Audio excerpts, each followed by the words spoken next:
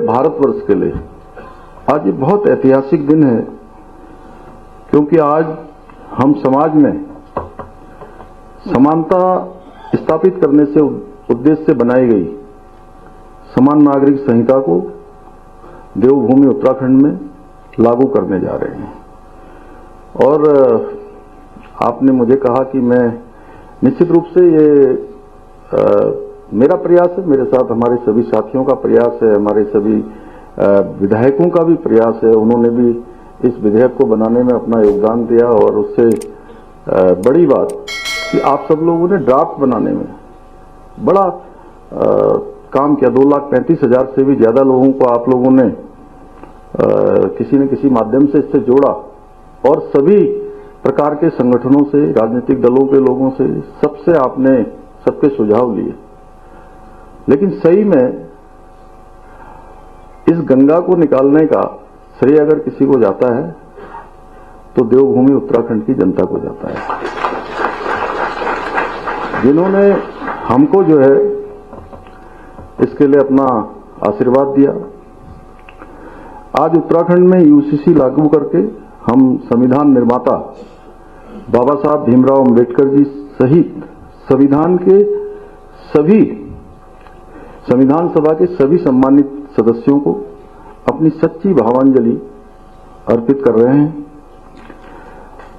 आप सभी मीडिया के साथियों के माध्यम से मुझे अपने 1.25 करोड़ उत्तराखंड वासियों के समक्ष ये घोषणा करते हुए आज अत्यंत हर्ष और गर्व की अनुभूति हो रही है। और मैं सच में आज थोड़ी देर पहले तो मैं ऐसा नहीं सोच रहा था, लेकिन मैं शत्रुघ्न सिंह जी और राधा रतूड़ी जी जब बोल रही थी उसके बाद सच में मैं थोड़ा भावुक भी हो रहा हूं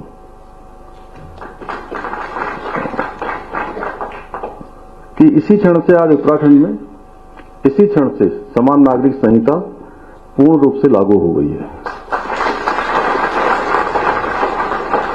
और इसी क्षण से उत्तराखंड राज्य के समस्त नागरिकों के संवैधानिक और नागरिक अधिकार एक समान हो गए हैं।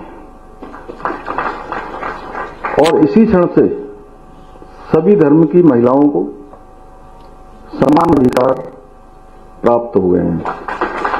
जो हम बार बार कहते थे कि देश की आधी आबादी का एक पूरा कानून है, तो ये पूरा कानून देवभूमि उत्तराखंड में लागू हो गया है। आज के इस अवसर पर मैं आदरणीय प्रधानमंत्री श्री नरेंद्र मोदी जी, आदरणीय गृह मंत्री श्री अमित शाह जी को भी समस्त उत्तराखंड वासियों की ओर से हार्दिक धन्यवाद देता हूं कि जिनके मार्गदर्शन में आज हम इस कानून को देवभूमि में लागू करने में सफल हुए हैं। साथ ही मैं इस कानून को धरातल पर उतारने में अपना महत्वपूर्ण योगदान देने वाले मैंने शत्रुघ्न सिंह जी का और मनु जी का और सुरेखा जी का, अजय मिश्रा जी का, आपका तो मैंने यहां से नाम किया ही था, लेकिन अभी रंजना प्रकाश देसाई जी, तो जिनको मैं बहुत आदरपूर्वक कभी दीदी भी कहता था, मुझे बहुत बार ऐसा हुआ शुरुआत के दिनों में जब वो मतलब नया नया जब परिचय हुआ था, उनका भी और जस्टिस प्रमोद कोहली जी का भी विशेष रूप से उनका धन्यवाद करता हूं। आप पूरी कमेटी का धन्यवाद करता हूं। नियमावली बनाने के सभी सदस्यों का, उनके अध्यक्ष जी का, शत्रुघ्न सिंह जी का, उनका भी, और हमारे विधानसभा के सभी सदस्यगणों का, और न्याय एवं विधायी विभाग से संबंधित सभी अधिकारीगणों का, गृह विभाग, पुलिस विभाग, हमारे सभी विभाग जिनका अभी शत्रुघ्न सिंह जी ने नाम लिया, आईटी विभाग के लोग हैं, कौन कौन से हैं शैलेश जी, और आईटीडीटी, और सभी विभागों ने और सभी कार्मिकों ने, गार्गी जी का नाम लिया, उनका लिया, नितिका जी का लिया, राम उनियाल जी का लिया, तो और कोई है? हाँ, उन सभी का और सभी संबंधित अधिकारीगणों का, हमारे सभी कार्मिकों का मैं धन्यवाद देता हूं।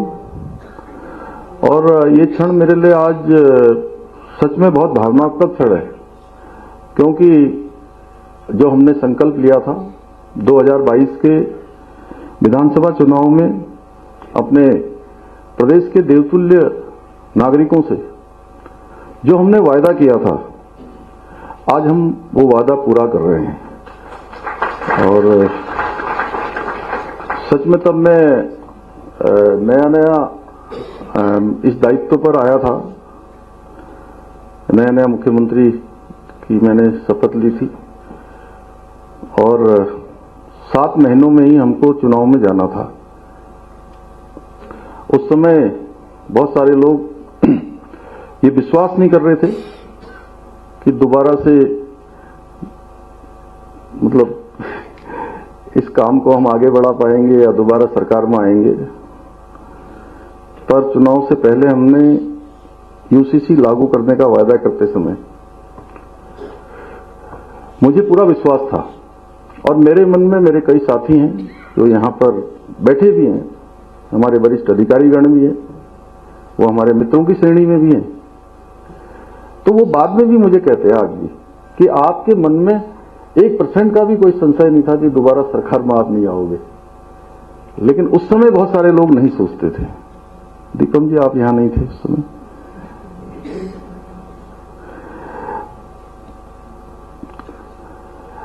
मुझे पूरा विश्वास था कि देवभूमि उत्तराखंड की जनता इस देवतुल्य कार्य में हमारा अवश्य साथ देगी और हुआ भी यही।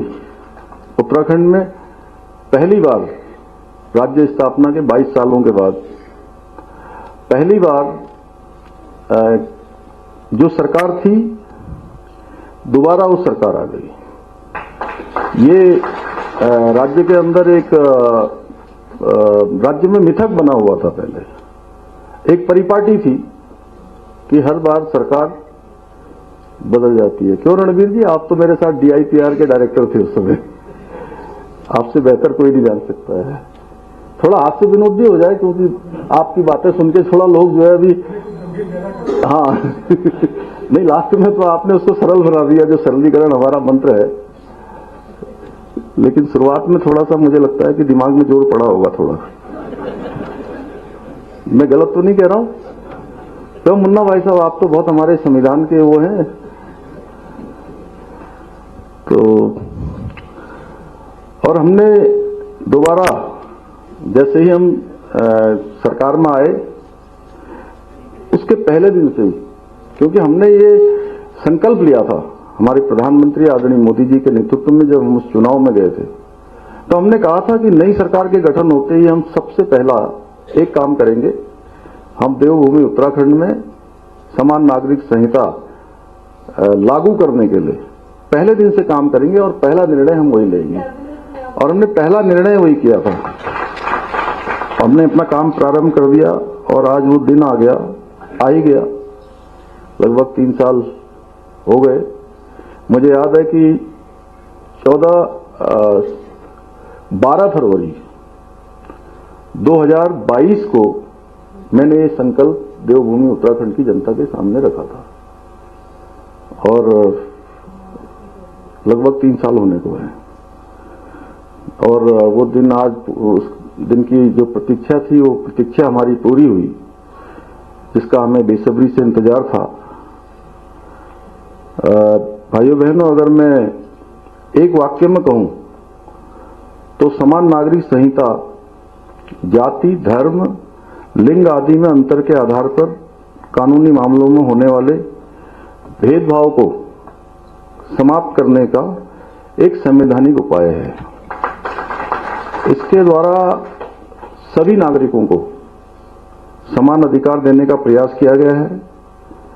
इसके लागू होने से प्रदेश में सच्चे अर्थों में महिला सशक्तिकरण सुनिश्चित हो सकेगा, जिसके बारे में मैंने अभी कहा कि सशक्तिकरण भी होगा, सुरक्षा भी होगी। लागू होने से प्रदेश में सच्चे अर्थों में महिला सशक्तिकरण सुनिश्चित हो सकेगा, जिसके बारे में मैंने अभी कहा कि सशक्तिकरण भी होगा, सुरक्षा भी होगी। इसके द्वारा जो कुछ कुरीतियां हैं, अब हलाला, इद्दत, बहुविवाह, बाल विवाह, 3 तलाक आदि जो कुप्रथाएं हैं, उन पर पूरी तरह से रोक लगाई जा सकेगी। हमारे मीडिया के मित्र, मुझे बीच में मैं दिल्ली के चुनाव में था तो वहां मुझसे मिलने आए थे, तो कुछ लोगों ने मुझसे प्रश्न किया था ऑन कैमरा कि आपने इसमें से जनजातियों को अलग कर दिया है, तो ये समान नागरिक संहिता कैसे है? अब मैं थोड़ा टेक्निकल भी हो गया आप लोगों के साथ, बहुत ज्यादा नहीं, लेकिन फिर भी क्योंकि आप लोगों को तो लिखना पढ़ना होता है और सब बनाना होता है, वो फेस तो हम ही लोगों को करना होता है, जवाब हमको ही देना होता है। तो हमने संविधान के अनुच्छेद 342 के अंतर्गत वर्णित हमारी अनुसूचित जनजातियों को इस संहिता से बाहर रखा है, जिससे कि उन जनजातियों का और उनके रीति रिवाजों का संरक्षण किया जा सके। और वैसे हमारी ड्राफ्ट कमेटी जब उनके पास गई थी तो उन्होंने कहा था उस समय कि हमारी जो पहले इस प्रकार की जो भी बातें थी, अब हम उस तरह से नहीं है मतलब, लेकिन फिर भी अगर हमको कुछ समय दे दिया जाए तो भारत के संविधान में जो विशेष उनको प्रिविलेज मिला हुआ है उसी के अनुरूप ये ड्राफ्ट बनाते समय ड्राफ्ट कमेटी ने उसका ड्राफ्ट में उन सभी प्रावधानों को किया है। भाइयों बहनों, आज के इस अवसर पर मैं पुनः स्पष्ट करना चाहूंगा कि समान नागरिक संहिता किसी भी धर्म या पंथ के खिलाफ नहीं है। बार बार ये बात भी आती है कि साहब क्यों सादाब शमसी जी, बार बार ये बात आती है कि जो है ये किसी को टारगेट किया जा रहा है। ये किसी को टारगेट करने जैसी कोई बात नहीं है। ये समाज की जो कुप्रथाएं हैं उनको मिटाकर सभी नागरिकों को समानता से समरसता स्थापित करने का एक कानूनी प्रयास है, और इस कानून के माध्यम से किसी भी धर्म की मूल मान्यताओं और प्रथाओं को नहीं बदला गया है, केवल कुप्रथाओं को दूर किया गया है। यही कारण है कि विश्व के प्रमुख मुस्लिम देशों में सहित दुनिया के सभी सभ्य देशों में पहले से ही समान नागरिक संहिता लागू है। ये शायद कम लोगों को जानकारी होगी। काजमी साहब, आप बहुत बोलते हो हमारी तरफ से टीवी में ना, आप लोग सब इनको सुनते होंगे। काजमी साहब को, मुफ्ती मोहम्मद कासमी साहब हैं ये हमारे, तो ये आपको बार बार पक्ष रखना पड़ता है, सादाब जी को रखना पड़ता है, अन्य लोगों को रखना पड़ता है। तो ये पूरे मुस्लिम देशों सहित दुनिया के अधिकांश देशों में ये संहिता लागू है। इस कानून द्वारा सभी धर्मों के लोगों के लिए विवाह और विवाह विच्छेद तो समझ गए ना, उसको डिफाइन तो नहीं करना है कोई आप लोगों को, भैया बाद में मत कहना, क्योंकि अभी अलग अलग से वो मैं नहीं बता पाऊंगा। मैं इसलिए ऐसे बोल रहा हूं कि आप लोग अपनी वो उसमें रख लीजिए सब लोग मीडिया में। नहीं तो क्या होता है सौरभ जी, एक बार फिर एक को मतलब एक भी भाई ने लिया तो फिर मुझे जो है 2-3 घंटे जो है इसी में लग जाते हैं। आज क्योंकि कल से राष्ट्रीय खेल भी प्रारंभ हो रहे हैं तो अभी उसमें भी पूरी रात तक काम करना है, सब लोगों को तैयारी करनी है। विनोद दा, आप लोग तो मेजबान हैं यहाँ पे। तो विवाह विच्छेद एवं उत्तराधिकार आदि से संबंधित नियमों का, इन सभी नियमों को समान कर दिया गया है। जैसे सभी धर्म के लोग अपने अपने रीति रिवाज के अनुसार विवाह कर सकते हैं, इसमें कोई परिवर्तन नहीं किया गया है। कोई कह दे कि साहब जो है हम आनंद कारज करते हैं, हमारे मान साहब बैठे कहाँ गए हो हैं, तो आनंद कारज में कोई बदलाव नहीं, बल्कि आनंद कारज लागू किया है हमने। तो इसमें ये पहले जो है विदेश जाते समय बड़ी परेशानी होती थी। उधम सिंह नगर में बहुत लोग परेशान रहते थे, क्योंकि मैं वहां बचपन से रहा हूं उन सबके बीच में, तो वो सरल कर दिया। कोई अगर निकाह करता है तो निकाह किसी का रोका नहीं गया जी, जैसे पहले करते थे वैसे ही अब भी करेंगे। क्यों मनु जी, यही है ना, जैसे पहले था वैसे ही रहेगा। और जो 7 फेरे लेते हैं, जो पवित्र बंधन, वो भी चलता रहेगा, उसमें कहीं कोई वो नहीं है। और जो मैरिज होती है कहाँ पर, वो लोग चर्च में होती है, वो भी वैसे ही है, उसमें कोई लेकिन सभी धर्मों में एक चीज ये जरूर की गई है कि सभी धर्मों में विवाह की जो न्यूनतम आयु है, लड़कों के लिए 21 वर्ष और लड़कियों के लिए 18 वर्ष अनिवार्य कर दी गई है। मतलब 18 वर्ष से पहले नहीं कर सकते। वहीं दूसरी ओर सभी धर्मों में पति पत्नी को विवाह विच्छेद के पश्चात समान अधिकार देने के साथ ही पति या पत्नी के जीवित रहते हुए दूसरे विवाह को पूर्णतः प्रतिबंधित कर दिया गया है। भाइयों बहनों, समान नागरिक संहिता में संपत्ति के बंटवारे और बाल अधिकारों के विषय में भी स्पष्ट कानून बनाए गए हैं। इन कानूनों के अंतर्गत सभी धर्म और समुदाय में बेटी को भी संपत्ति में समान अधिकार प्रदान कर दिए गए हैं। इसके साथ ही संपत्ति के अधिकार में बच्चों में क्या कोई दिक्कत है? इसके साथ ही संपत्ति के अधिकार में बच्चों में भी किसी प्रकार का भेद नहीं किया गया है। अर्थात प्राकृतिक संबंधों के आधार पर जन्मे, सहायक विधियों द्वारा जन्मे या लिव इन रिलेशनशिप आदि संबंधों द्वारा जन्मे बच्चों को भी संपत्ति में बराबर अधिकार माना जाएगा। वहीं दूसरी ओर किसी भी व्यक्ति की मृत्यु होने के पश्चात उसकी संपत्ति को लेकर परिवार के सदस्यों के बीच किसी प्रकार के मतभेद की स्थिति उत्पन्न न हो, इसके लिए मृतक की संपत्ति पर उसकी पत्नी, बच्चों एवं माता पिता को भी समान अधिकार प्रदान किया गया है।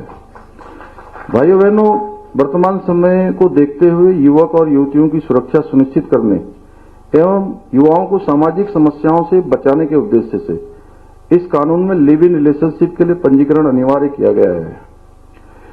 पंजीकरण कराने वाले युगल की सूचना रजिस्ट्रार उनके माता पिता या अभिभावक को देगा। ये जानकारी पूर्णतः गोपनीय रखी जाएगी। इसके साथ ही लिव इन के दौरान जन्मे बच्चों को भी उस युगल का बच्चा ही माना जाएगा और उस बच्चे को जैविक संतान के समान समस्त अधिकार प्राप्त होंगे। इसके साथ ही इस कानून के माध्यम से जन्म एवं मृत्यु के पंजीकरण की भांति विवाह और विवाह विच्छेद दोनों का पंजीकरण भी किया जा सकेगा। हाँ, एक बात हमारे में मीडिया के मित्र बार बार ये एक प्रश्न और करते हैं कि ये लिव इन रिलेशनशिप में आपने उनके बेडरूम तक चले गए हैं, आपने उनकी निजता को समाप्त किया है। मैं बताना चाहता हूं कि हमारा उद्देश्य बिल्कुल भी किसी की निजता को समाप्त करना नहीं है। हमारा उद्देश्य केवल और केवल उनके जीवन की सुरक्षा सबसे पहली प्राथमिकता है।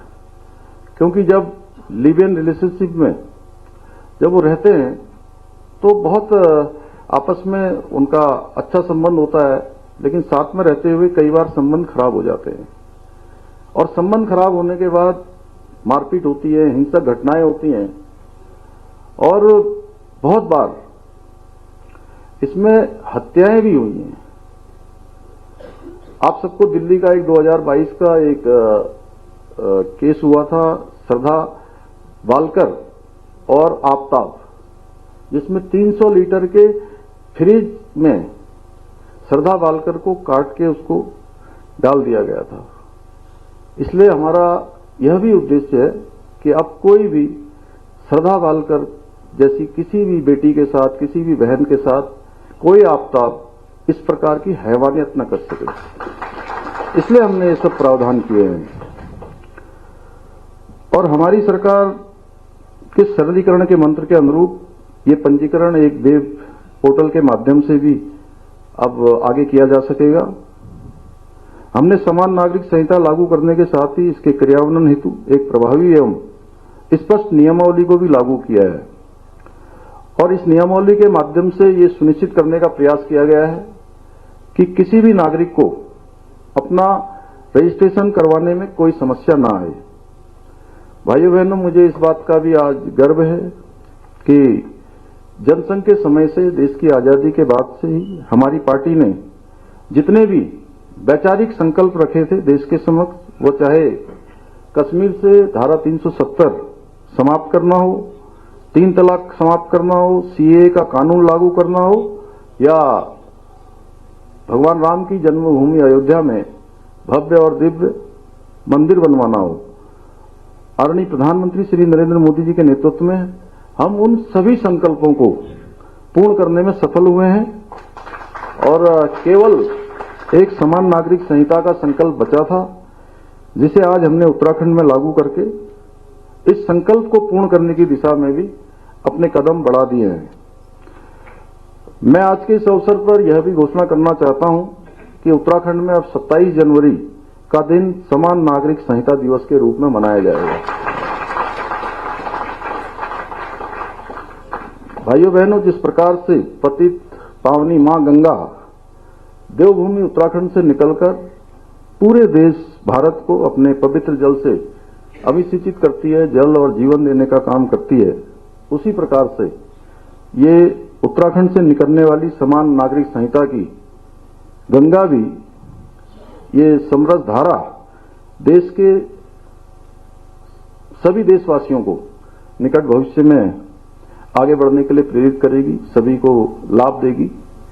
इन्हीं शब्दों के साथ एक बार फिर से मैं आदरणीय प्रधानमंत्री जी का और आदरणीय गृह मंत्री जी का हृदय से धन्यवाद करते हुए आप सबका, इतनी बड़ी संख्या में आप सब आए, आप सब लोगों ने भाग लिया और ध्यान से सारी बातों को सुना है, आपके माध्यम से जन जन तक जाएंगी। और मैंने आज ये भी कहा है कि राज्य के अंदर मुख्य सचिव महोदया बैठी हैं, राज्य के अंदर इसमें वाद विवाद की प्रतियोगिताएं हों, हमारे विश्वविद्यालय, विद्यालय, सभी जगह हमारा पुलिस डिपार्टमेंट, चूंकि डीजीपी साहब को मैंने बताया है कि वो भी इसमें इनिशिएटिव लेके सबको जो है बताएंगे कि आखिर चूंकि क्या है कि अब आज लागू हुआ है तो निश्चित रूप से सबको इसका लाभ मिलना है, अंततः जन जन का ये कानून बनना है, तो इसलिए हमको इस प्रकार के इनिशिएटिव भी लेने होंगे। पुनः